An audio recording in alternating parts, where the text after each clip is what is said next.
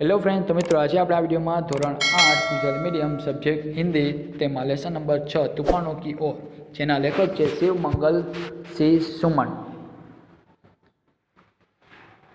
5 अगस्त 1915 को ग्राम शकरपुर जिला उन्नाव उत्तर प्रदेश में त्यानो जन्म थयो हतो। 5 ऑगस्ट 1915 ना रोज शकरपुर उन्नाव जिल्लाનું જે ગામ છે કે જે उत्तर प्रदेश में आवेलू त्यानो जन्म थयो हतो। बनारस हिंदू विश्वविद्यालय से एमए और पीएचडी की उपाधि उसने प्राप्त की थी। अनेक अध्ययन संस्थाओं, विश्वविद्यालयों तथा हिंदी संस्थान में उच्चतम पदों पर कार्य किया था और अनेक देशों की यात्रा भी की थी। 1974 में मिट्टी की बारात पर साहित्य अकादमी तथा 1993 में भारत भारती पुरस्कार से सम्मानित किया गया। 1974 में भारत सरकार द्वारा पद्मश्री से सम्मानित भी किया गया। हिल्लोल जीवन के गान, युग का मोल, प्रलय सृजन, विश्व बदलता ही गया, विंध्य हिमालयी, मिट्टी की बारात, वाणी की व्यथा, कट्टे अंगूठों की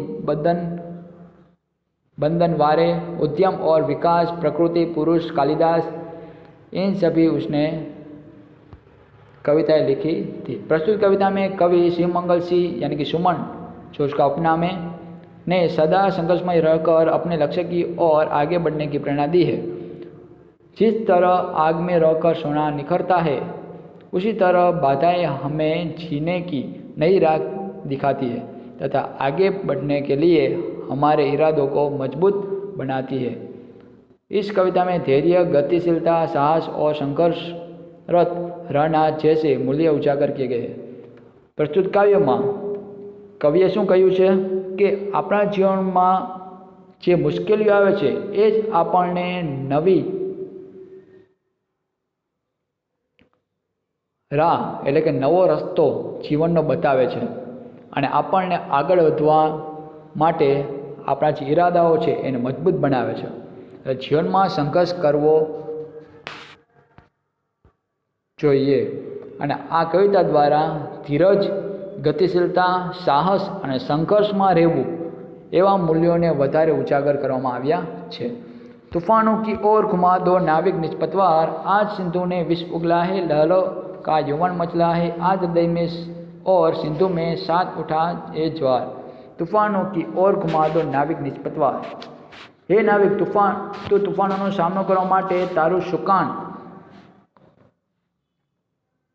तोफानों की दिशा में फेरवी दे।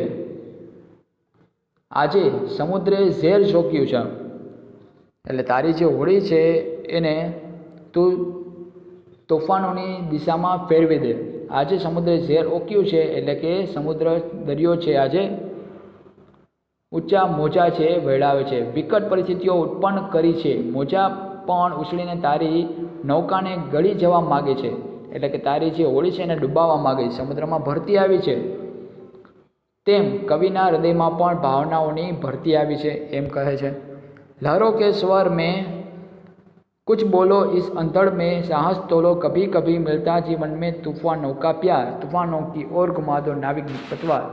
जेम समुद्રના મોજાનો અવાજ વધી રહ્યો છે અને એમનું જોર જે વધી રહ્યું છે તેમ તું પણ તૈયાર થઈને વાવાઝોડાની જેમ એટલે વાવાઝોડાની સામે અડીખમ ઊભો રહે અને તારામાં કેટલી હિંમત છે એ આજ જોઈ લેતું। જીવનમાં તોફાનોનો પ્રેમ ભાગ્યે જ મળે છે, ભાગ્યશાળી લોકો જ તોફાનોનો સામનો કરી શકે છે એમ કવિ કહે છે। ત્યાર પછી ય અસીમ નિજ સીમા જાને, सागर पीतो यपाचाने, मिट्टी के पुतले मानव ने कभी न मानी हार, तूफानों की ओर घुमा दो नाविक निष्पतवार। आ समुद्र अने ते तोफान आजे असीम देखाय छे एटले के एनी कोई सीमा नथी। तेमनो सामनो भाग्ये ज कोई करी शकशे, परंतु मनुष्य बधुं ज करी शके एटली एनामां सामर्थ्यता होय छे।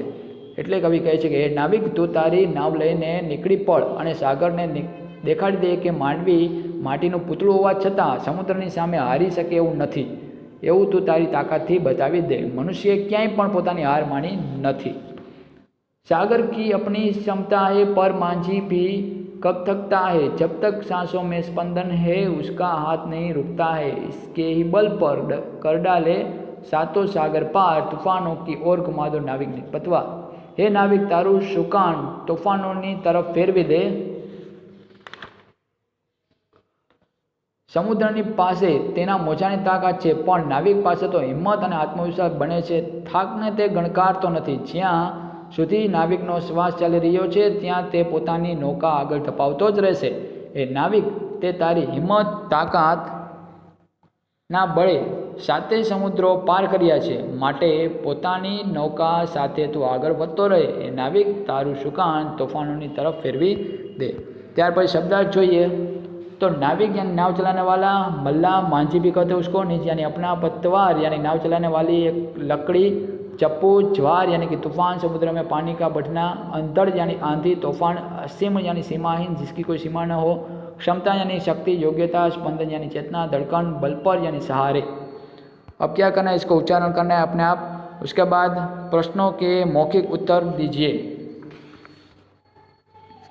उसमें क्या है कि तूफानों की ओर घुमा दो नाविक निपतवार, ऐसा कवि क्यों कहते हैं? तो तूफान कठिनाइयों का प्रतीक है। कठिनाइयों से घबराकर भागना कायरता कहलाती है। कठिनाइयों का डटकर सामना करने में ही हमारी बहादुरी होती है। जीवन में आने वाली कठिनाइयों मनुष्य को बहुत कुछ सिखा देती है, उनसे हमें हमेशा आगे बढ़ने की प्रेरणा मिलती है। इसलिए कवि ने नाविक से कहा है कि तुम अपनी नाव तूफानों की ओर घुमा दो। सागर भी तो यह पहचाने मैं क्या पहचानने की बात की गई है।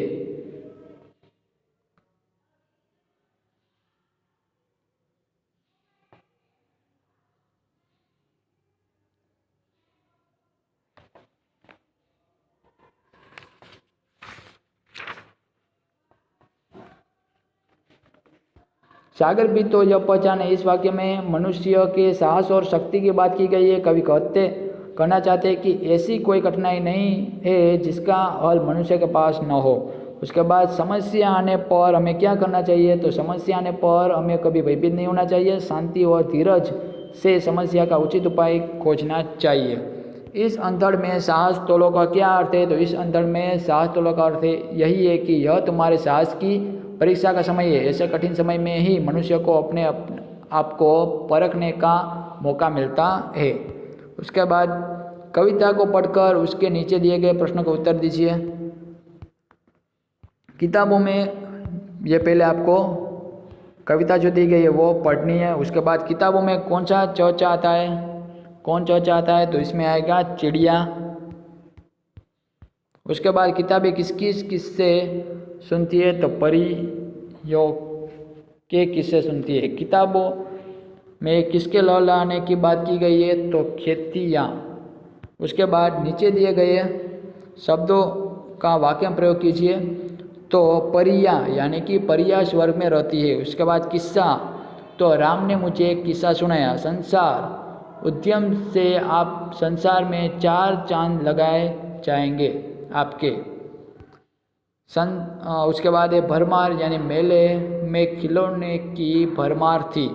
प्रश्न को बता दीजिए। किताबों में क्या क्या है? तो किताबों में चिड़िया की चहचहाट, खेतों के लहलाना, झरनों का गुनगुनाना, परियों के किस्से, रॉकेट का राज, साइंस की आवाज़ और ज्ञान का भंडार। हमें किताब क्यों पढ़नी चाहिए? तो किताबों से हमें तरह तरह की जानकारी मिलती है। किताबें हमारा ज्ञान बढ़ाती है, वे हमारा मनोरंजन करती है, इसलिए हमें किताबें पढ़नी चाहिए।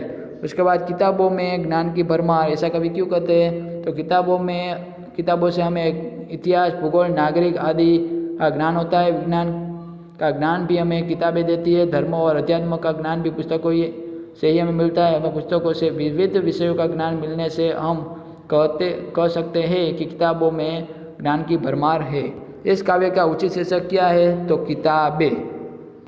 उसके बाद चित्र को देखकर नीचे दिए गए शब्दों से एक छोटी सी कहानी आपको बनानी है। उसके बाद नीचे दिए गए वाक्यों में रेखांकित शब्दों से विशेषण बनाइए और उनका वाक्य प्रयोग कीजिए। जैसे कि उनकी ईमानदारी से सारा नगर परिचित है। तो ईमानदारी यानी ईमानदार, यह ईमानदार व्यक्ति है, ऐसा बनाना है।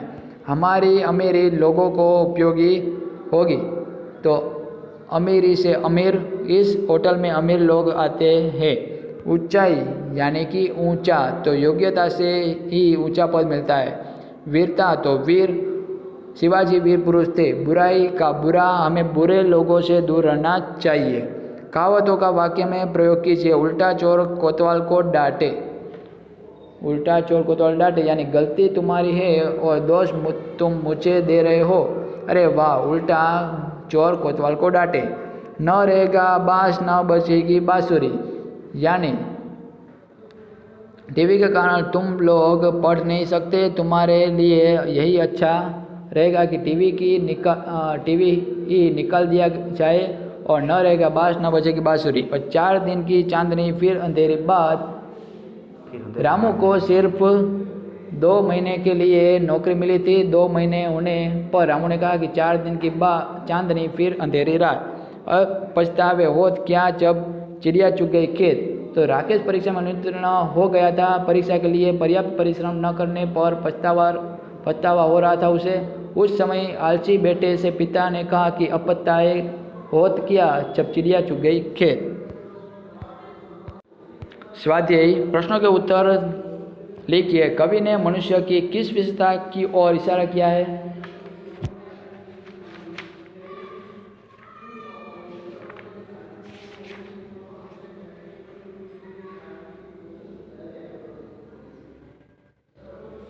तो कवि शिवमंगल सिंह सुमन कहते हैं कि मनुष्य सब कुछ कर सकता है। उसने कभी हार नहीं मानी, वह थकना नहीं जानता। जब तक उसमें सांस है तब तक वह आगे बढ़ता रहता है। न मनुष्य के साहस की सीमा है और न उसके आत्मविश्वास की। अब अपने अदम्य साहस और अद्भुत आत्मविश्वास के बल पर ही उसने 7 सागर पार किए हैं। इस प्रकार प्रस्तुत कविता में कवि ने मनुष्य के अपार साहस, अथाक शक्ति और गजब के आत्मविश्वास की ओर इशारा किया है। ज्वार कहाँ कहाँ उठा है? बताइए, ज्वार कहाँ कहाँ उठा था? तो एक और समुद्र में ज्वार उठा है, तो दूसरी और कवि ने हृदय में भावनाओं का ज्वार उठा है। इस प्रकार समुद्र और कवि हृदय इन 2 स्थानों पर ज्वार उठा है। समुद्र ने कैसा रूप आज धारण किया है? समुद्र ने आज कैसा रूप धारण किया है? तो समुद्र में बड़े जोर का तूफान आया है। उसे देखकर ऐसा लगता है जैसे वह जहर उगल रहा हो। समुद्र से लहरें इस प्रकार उठ रही है जैसे वे मांझी की नाव को निगल जाएगी। तूफानी समुद्र ऐसा लग रहा है जैसे उसका सामना कोई नहीं कर सकता। सागर के ज्वार ने बड़ी कठिन परिस्थितियां पैदा कर दी है। तूफानी समुद्र आज अपनी असीम शक्ति दिखाने पर तुला हुआ है। उसकी लहरों ने जैसे मनुष्य को पराजित करने की ठान ली हो, इस प्रकार समुद्र ने बड़ा उग्र रूप आज धारण किया है। उसके बाद कवि ने मनुष्य को मिट्टी का पुतला क्यों कहा है? तो मनुष्य धरती पर जन्म लेता है। वह मिट्टी में खेल खेल कर बड़ा होता है। मिट्टी में उत्पन्न होने वाले पदार्थों ही मनुष्य का पालन पोषण होता है। मिट्टी उसकी माँ है। उस मनुष्य के मर जाने पर उसका शरीर मिट्टी में ही मिल जाता है। इस प्रकार मनुष्य अपने जन्म से लेकर मृत्यु तक मिट्टी से जुड़ा रहता है। मिट्टी से मनुष्य की इसी अभिन्नता के कारण कवि ने मनुष्य को मिट्टी का पुतला कहा है। उसके बाद क्या है? मांझी का हाथ कब तक नहीं रुकता है? तो समुद्र अगर शक्तिशाली है तो मिट्टी का पुतला मांझी भी कम नहीं है। उसमें अद्भुत साहस और अनोखी शक्ति है, इसलिए वह कभी थकता नहीं है। जब तक उसके शरीर में प्राण है, जब तक उसकी सांसों में चेतना है, तब तक मांझी का हाथ रुकने का नाम नहीं लेता। वह संघर्ष करना नहीं छोड़ता। इस प्रकार मांझी अपने अंतिम सांस तक कार्य करता रहता है। इस कविता का भावार्थ अपने शब्द में लिखना है। तो फ्रेंड्स, इधर हम लेसन नंबर 6 फिनिश करते हैं। फिर से मिलेंगे नेक्स्ट वीडियो में। Thank you.